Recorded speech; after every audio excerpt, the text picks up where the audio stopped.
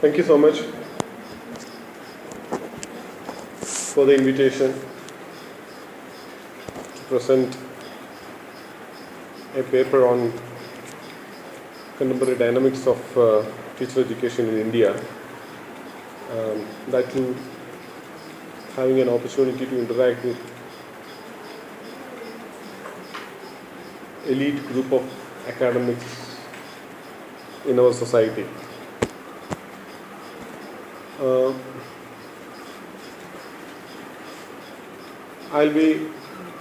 I'll be just trying to finish my talk within 1.5 hours. That's what is allotted to me, I think. So, hope I'll be able to do that. So, recently, I was just going through some newspaper from Kerala. I could see that. I could see. Yeah. Can you give it to me?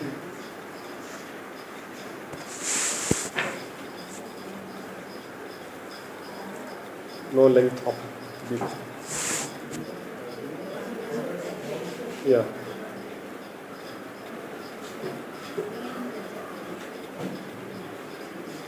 Yeah, that'll be sufficient. That'll be okay. Yeah, that'll be okay.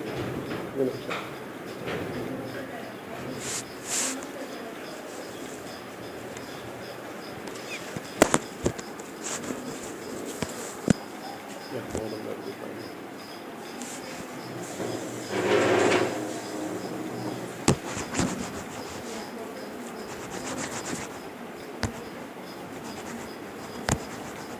Yeah. That's fine. Yeah. Okay, thank you. Thank you so much. So, recently I was going through some of the newspaper from Kerala, which I came to know that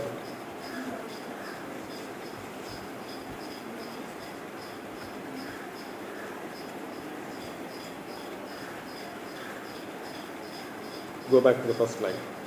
Will you please help me to go back to the first slide?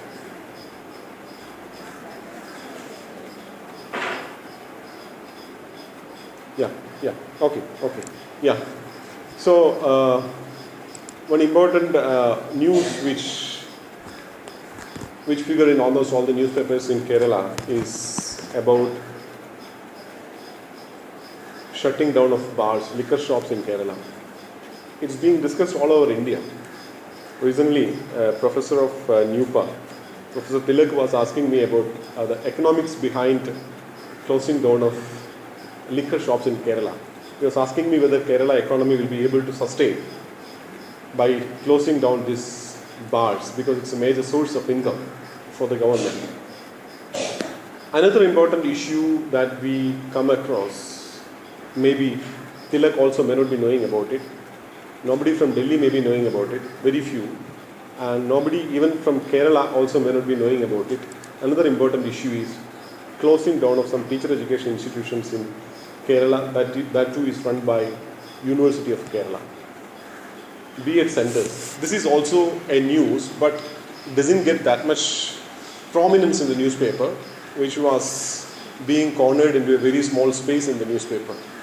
It was not being triggered in the national newspapers. It was only in the local, local newspapers, Malayalam newspapers.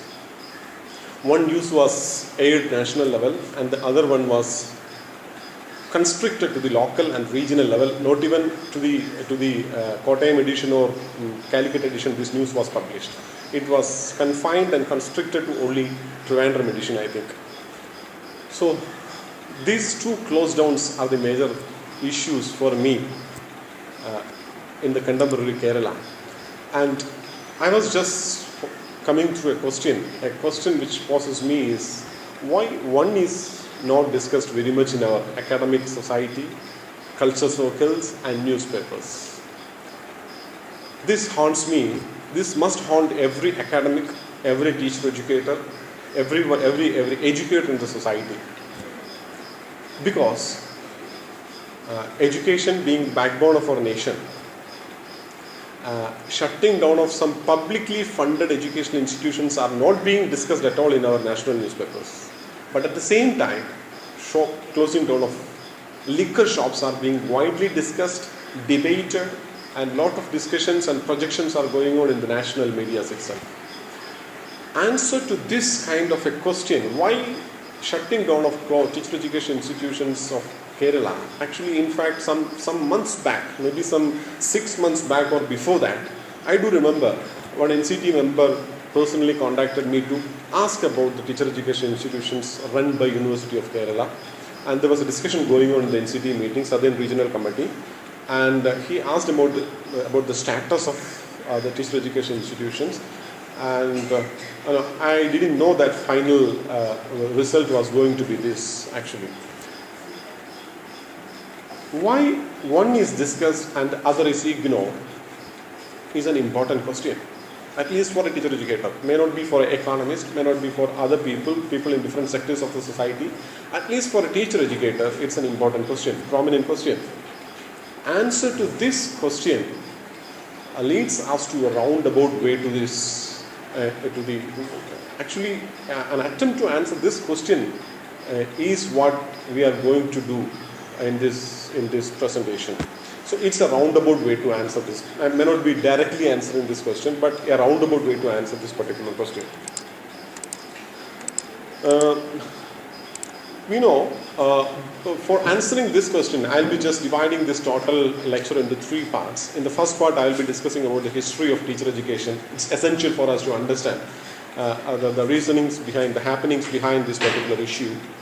And second, I'll be discussing about the carryover of this colonial implications in teacher education in contemporary India, or maybe the just past society. And then later on, as the final stage, I'll be discussing something about dynamics of contemporary teacher education in modern society. And this dynamics, I do believe that cannot be confined to only teacher education. It is more general, it has a more general perspective. It's generally applicable for all education sector, but I am trying to explore the nuances of teacher education and then thereby trying to link these forces to the teacher education system and the forces of and the different dimensions of teacher education. So, history, I have projected history only from 1947 to 1990 with a very clear purpose. It doesn't mean that teacher education in India doesn't have history beyond 1947 or before 1947. It has history. Its history basically starts from the Woods Dispatch in maybe way back in 1854, where Woods recommended starting of 2 teacher education institutions in India. I think these 2 teacher education institutions in India are the prototype of teacher education institutions in India. He recommended one in South India and the other one in North India. The North India, it was established in Lahore, and in South India, it was established in Chennai. In Chennai, it is established as Lady Willington College. I salute their gender equity for naming a college after a lady, even at that particular time. Lady Willington College. These 2 colleges are the results of Woods Dispatch. And then later on, we can see in Hunter, who was the Vice Chancellor of Calcutta University of Calcutta. Under his aegis, there was a committee, and Hunter recommended for few more colleges. It was in 1882, actually. And I do understand that this College of Teacher Education is the result of corollary to Hunter Commission report. Even if Hunter Commission has submitted the report in 1882, this college has started only in 1911, I think. That means almost some 22 years of gap after Hunter Commission. Still, we used to call it as a recommendation of Hunter Commission. So, after 22 years, after this particular Hunter Commission, we can see that the next important change in the teacher education in India was Sadler's report, Sadler's Commission. Sadler Commission is very important in the sense that because it's very specifically recommended 25 teacher training colleges all over India. 25 all over India. So another 25 teacher education institutions were established all over India, and also Sadler was little more futuristic in a way that he recommended teacher education department in the University of Calcutta. So in 1935, Sadler Commission was in 1917, And in 1935, the first Department of Education in an Indian university was established in Calcutta University, where Hunter was the Vice Chancellor earlier. Hunter was the first elected Vice Chancellor of Calcutta University. And in 1935, they established this Department of Education in Calcutta University, the first Department of Education in India. And in 1936, one more teacher education institution was established by Maharaja Sayoji Rao in Gujarat, which is known as Baroda MS University at present, where Maharshi Aurobindo was the first principal of that institution. Later on it became a university. Maharshi Aurobindo was being invited by Maharaja Sayoji Rao to start a college, and Aurobindo was the first principal of that institution. It was named after Maharaja Sayoji Rao College, and then thereon it became a university. Now it's known as Baroda MS University, MS University Baroda. At that time, unfortunately, Baroda MS College was not a university, so it was a department of MS College, Maharaja Sayoji Rao College, and it was affiliated to Bombay University, because Bombay University was the only affiliating university at that time. Even if it was in Baroda, it was affiliated to Bombay University. So these two institutions has become the prototype of teacher education departments in India. Sadler's Commission report. Then after Sadler's Commission report, Sadler come out with his report in 1917. After Sadler's Commission report, up to 1947, nothing had happened in India with regard to teacher education. No new institutions has been formed, no syllabus revision has been made, nothing has been made in India. There was a state of almost stagnancy during this particular period of time in India. And then we got independence. After independence, the teacher educators, maybe especially the people like J.P. Naik, maybe you might have heard about J.P. Naik, isn't it? You know J.P. Naik? No. J.P. Naik is a person who is behind the curtain. You might be quoting Professor Kothari by his famous word, "Destiny of India is being shaped in her classroom." It is not by Kothari, it is by J.P. Naik. J.P. Naik was the member secretary of this particular commission, this Kothari commission, and it was J.P. Naik who drafted the report of Kothari commission, and Professor Kothari was only a signatory to this particular commission report. And each and every word of this Kothari commission report, we are indebted to Professor J.P. Naik. Unfortunately, this famous quoting, which is quoted all over the world, is being given. The credit of this particular quoting is being given to Professor Kothari. This is what unfortunate thing which happened to teacher education, maybe a straw in the wind of the fate of teacher education that we can see through this particular incident. And Professor Kothari has been insisting our Fabian socialist, Nehru was a Fabian socialist, not a socialist, but a Fabian socialist. Fabian socialism was a kind of socialism through which socialism should not be attained as a result of an immediate revolution, but on the other hand, it should be moving to equality and egalitarian society through a gradual process, in a sluggish movement. So its symbol was a tortoise. So tortoise will be always moving very slowly.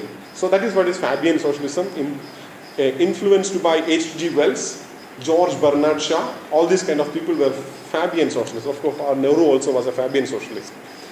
Fabian socialist Nehru has established in 1947 one teacher education institution, one of the premier teacher education institution in India, which is known as Central Institute of Education in Delhi. Now it is affiliated to CIE. It's known as CIE, Central Institute of Education, affiliated to Delhi University.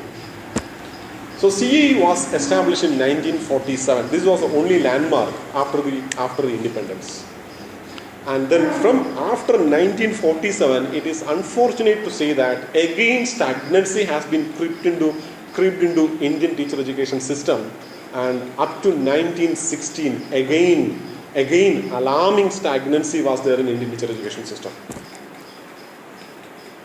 This may be because what I understand, what I figure out of my reading and what I understand is because of partition, energy of India was being fully directed to heal the wounds of partition.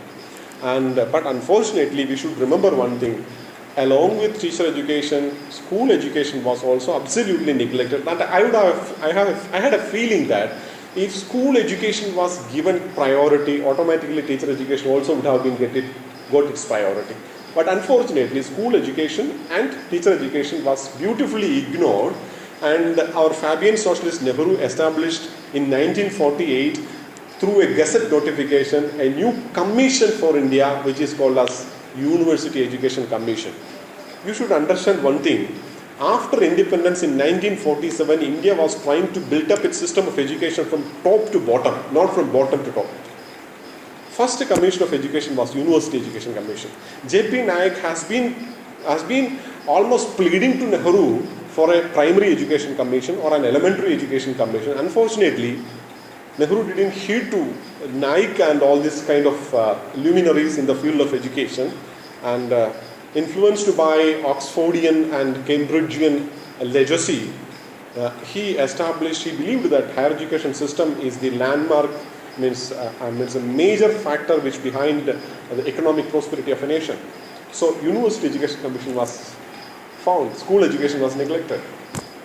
We should remember that Article 45, which was part of our constitution, established in 1950, because article was in its track in 1950, after 3 years, 3 years of our independence. Article 45 categorically states that every Indian citizen up to the age of 14 will have the free and compulsory education, right to free and compulsory education. There's another important clause in this Article 40 is that this free and compulsory education must be within 10 years of the implementation of this particular curriculum. Article 45, you might be knowing about it. Every children below the age of 14 will be eligible for free and compulsory education within 10 years of the establishment of this constitution. This is the wording of Article 45. Article was established in 1950. 10 years means 1960. Nothing had happened. Who was the contributors of this constitutional committee? Nehru was alive up to 1960. Maulana Abul Kalam Azad was alive up to 1960. Ambedkar, the Nakkal Committee chairman, was alive up to 1960. Rajendra Prasad, the chairman of the Constitutional Committee, was alive up to 1960. Of course, Maulana Abul Kalam Azad passed away in 1959, I think, 1959. But even in front of the constitutional builders, a constitutional article, very important article, had been breached. It has never put into track, and we put into track only in 2010 through our right to education, making education as a fundamental right. See the historical negligence given to school education, and this negligence was being spilled over to the teacher education also. So we can see that teacher education in India has faced historical negligence. And you can see up to 1960, I said nothing had happened, and this after 1960, or maybe counting from the periods of 1960, I think some teacher education institutions in Kerala had been established. For example, colleges of NSS, some colleges in Christian management, some colleges by SNDP, some training colleges has been started around 1960, 65, all this particular period of time.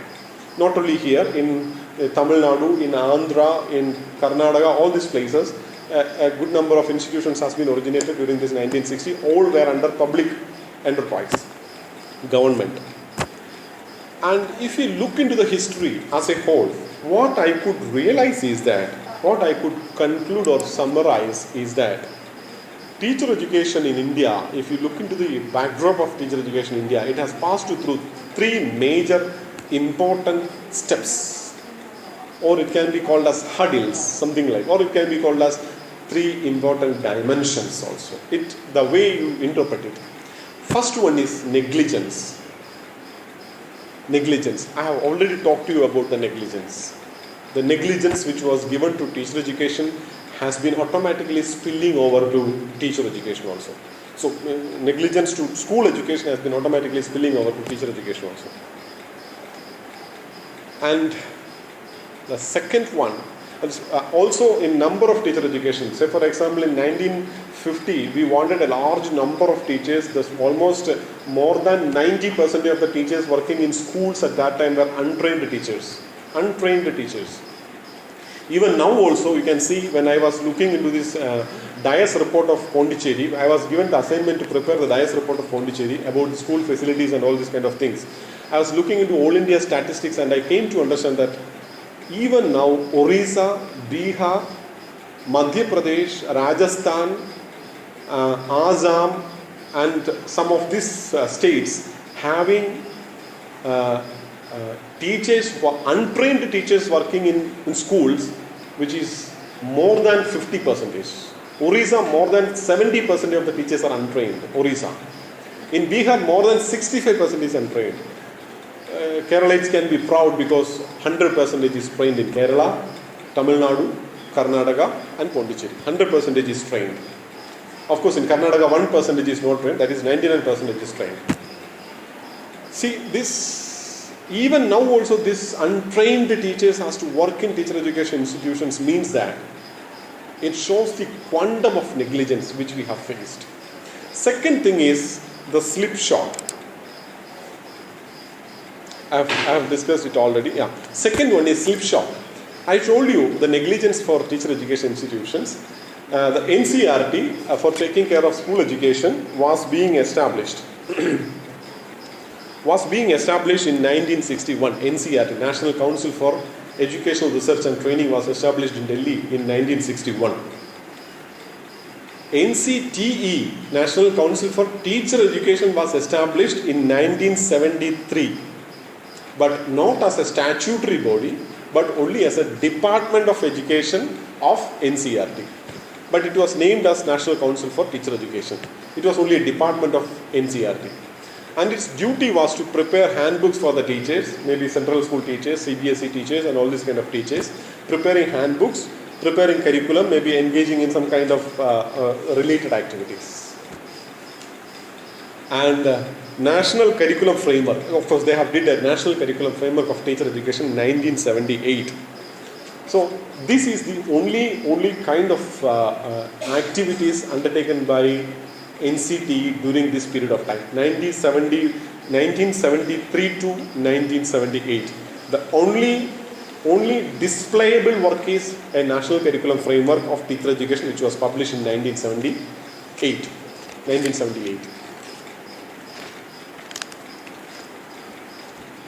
And at this time, training teachers were a big pandemonium, as you know, and the concept of B.Ed college, as NCT doesn't have any statutory power, they cannot direct anything to teacher education institutions. They have no mandate over the teacher education institutions in India. So as a result, what Central Institute of Education, I told you, which was established in 1947, did was that they introduced a new concept that is called as, which is of course taken from European concept. They introduced a new course which is called as B.Ed. Before that it was Bachelor of Training. Some kind of training element was given to the teachers, and 1960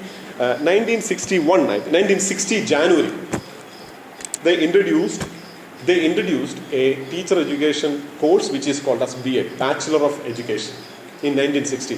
The first B.Ed course in India was established by Central Institute of Education, New Delhi in 1960. It started in January. And the first B.Ed course in India was an accident, was not a deliberate attempt to introduce a teacher education program. It was just an accident. I'll tell you the history behind it.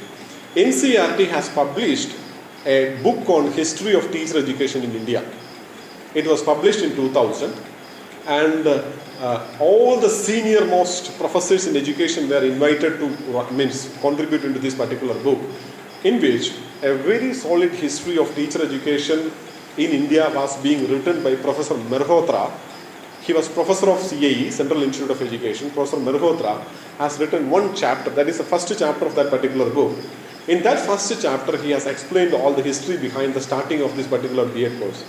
For getting little more clarity, I just telephoned Professor Merhotra. Even now he is very active in the field of teacher education and academic activities, but still very aged.